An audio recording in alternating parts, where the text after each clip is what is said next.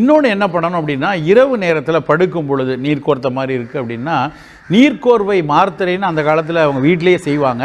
இப்பொழுது நிறைய சித்த மருந்து கடைகள் எல்லாம் கிடைக்கும்.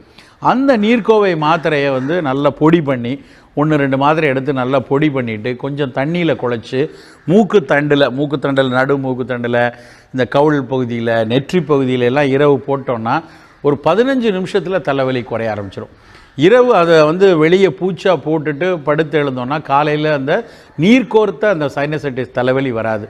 இப்போ இந்த மாத்திரை இல்லை, வீட்டில் டக்குன்னு கைப்பக்குவமாக எடுக்கணும் அப்படின்னா வெறுமனை சுக்கு பத்து போட்டால் போதும். சுக்கை நல்லா இடித்து அந்த சுக்கு பொடி இருந்ததுன்னா அதை கொஞ்சம் தண்ணியில் குழைச்சி நெற்றி மேலே மூக்குத்தண்டு மேலே போடலாம்.